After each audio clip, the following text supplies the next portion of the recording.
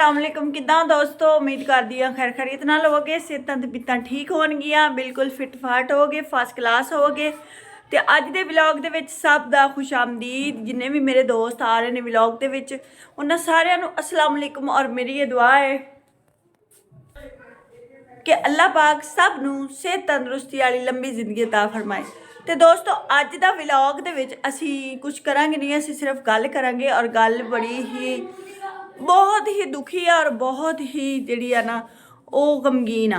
ठीक है, वो गल इस तरह की आ कि जिहड़ा नौ सस का वाक़या होया वा जिहदे विच उन्हें अपनी नौह दे टुकड़े कर दिते ने, उन्हें अपनी नौह नूं इंज मारिया है सक्की मासी ने जिद्दां कोई दुश्मन भी नहीं मारदे और इन्ना गज़बनाक किस्म का उन्हें कतल किया है कि दुनिया की जोड़े कोई गैर ने ना सत्त बेगाने उन्हों की भी रूह लरज जाती एक दफ़ा ये चीज़ सुन के। ठीक है, तो मेरी भी एक दफ़ा ना रूह कंब गई कि यार इदां दे भी लोग होंदे आ, इदां दी भी सस्सां होंदियां ते ननाना होंदियां। मैं तो कहांगी लख लानत तुहाडी जिंदगी दे उत्ते, किसी थां दी ओह कमीनियो शाला तुहानूं मौत आ जाए। इन्हां नूं ते उत्थे मारो जिथे इन्हां नूं पानी भी ना लभे, इन्हां दे इहदे नाल भी ज़्यादा टुकड़े करो इन्हां छोरियां औरतां दे, इन्हां कमीनियां कुत्तियां औरतां ने ते नूंहां ते सस्सां दा जिहड़ा है ना वो इतबार ही मार छड्डिया। ओह कह रहा ते कोई की यकीन करेगा जेह्ड़े अपने ते नहीं करदे पे।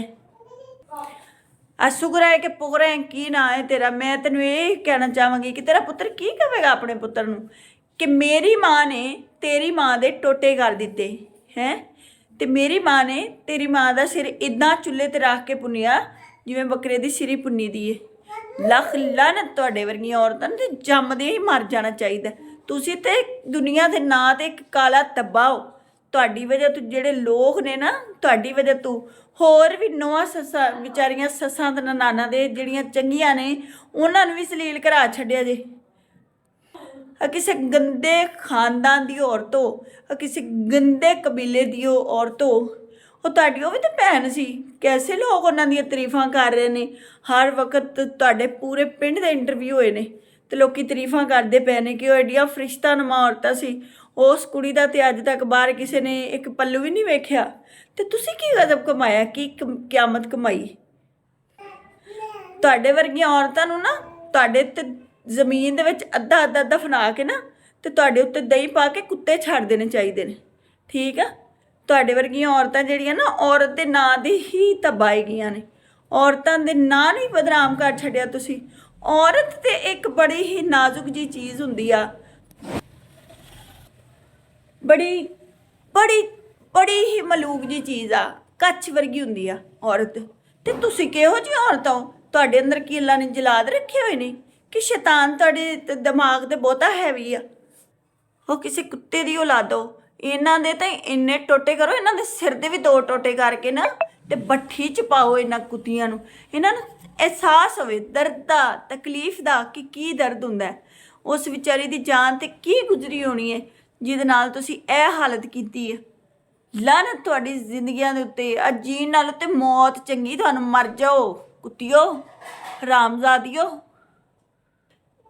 साढ़े वास च हुंदा ना अगर दुनिया ते कानून बनया, कानून नूं हर बंदा फॉलो करदा है ते असीं गैर हो के असीं तुहाडा ओह हशर करना सी ते ओह तां फिर भी माँ प्यो ने जिहड़े बेचारे सबर करके बैठे ने। इत्थे साढ़े वर्गियां गैरां दियां रूहां जिहड़ियां लरज गईयां वा ते उस माँ प्यो दा की हाल होयागा जिन्हां ने ओहनूं पैदा कीता वा। ठीक आ, ते तुहाडे वर्गियां कमीनियां औरतां नूं दुनिया ते माशरे ते रहण दा कोई हक नहीं। तुहानूं ते सीधी फांसी होनी चाहिए, वो भी 2-2 वारी, एक वारी भी नहीं, क्योंकि तुसीं 2-2 कतल कीते आ, 2-2 मासूम जानां लईआं वा।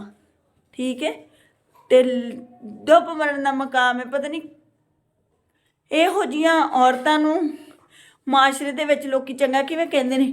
सारे इलाके दा बंदा बंदा तुहाडे ते लानतां पा रिहा है। ठीक है, तो की जवाब देंगी हुण? बड़े खर्चे लै लेंगी अपने पुत्र कोलों, लम्मे लम्मे नोट रियाल ले लेंगी। लख लानत तेरी जिंदगी ते।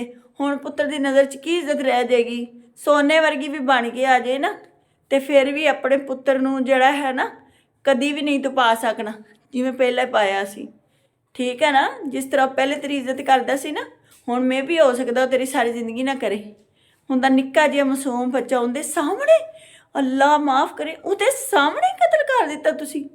ਓਏ ਉਹਦੀ ਮਾਂ ਨੂੰ ਉਹਦੇ ਸਾਹਮਣੇ, ਮਾਸੂਮ ਬੱਚੇ 2.5 ਸਾਲ ਦੇ ਬੱਚੇ ਦੇ ਸਾਹਮਣੇ ਜ਼ਿਬਾ ਕਰ ਦਿੱਤਾ। ਉਹ ਤੁਹਾਡੇ 'ਚ ਗੈਰਤ ਕੋਈ ਨਹੀਂ ਸੀ? ਤੁਹਾਡੇ 'ਚ ਸ਼ਰਮ ਹਯਾ ਦੀ ਰੱਤੀ ਵੀ ਨਹੀਂ ਸੀ? ਲਾਨਤ ਤੁਹਾਡੀ ਜ਼ਿੰਦਗੀ ਦੇ ਉੱਤੇ। ਇਹ ਕਮੀਨੀਆਂ ਔਰਤੋਂ, ਤੁਹਾਡੀ ਵਜ੍ਹਾ ਤੋਂ ਔਰਤ ਦਾ ਨਾਂ ਬਦਨਾਮ ਹੋ ਗਿਆ, ਠੀਕ ਆ। ਅਤੇ ਇਹੋ ਜਿਹੀ ਮੇਰੀ ਅਤੇ ਪਾਕਿਸਤਾਨ ਦੀ ਗੌਰਮੈਂਟ ਅੱਗੇ ਅਪੀਲ ਆ ਕਿ ਇਹੋ ਜਿਹੀਆਂ ਔਰਤਾਂ ਨੂੰ ਡਬਲ ਵਾਰੀ ਫਾਂਸੀ ਹੋਣੀ ਚਾਹੀਦੀ, ਇੱਕ ਵਾਰੀ ਵੀ ਨਹੀਂ, ਤਾਂ ਕਿ ਇਹਨਾਂ ਦੀ ਜਾਨ ਇੱਕ ਵਾਰੀ ਨਿਕਲੇ, ਫਿਰ ਰੱਬ ਇਹਨਾਂ 'ਚ ਪਾਏ, ਫਿਰ ਇਹਨਾਂ ਨੂੰ ਫਾਂਸੀ ਲੱਗੇ, ਫਿਰ ਇਹਨਾਂ ਦੀ ਲਾਸ਼ 'ਤੇ ਟੋਟੇ ਕਰਕੇ ਇਹਨਾਂ ਦਾ ਸਿਰ ਲਾ ਕੇ ਸਾੜਿਆ ਜਾਵੇ, ਠੀਕ ਆ। ਅਤੇ ਫਿਰ ਮੈਂ ਤਾਂ ਕਹਿੰਦੀ ਹਾਂ ਫਿਰ ਵੀ ਨਹੀਂ ਠੰਡ ਪੈਣੀ ਲੋਕਾਂ ਨੂੰ।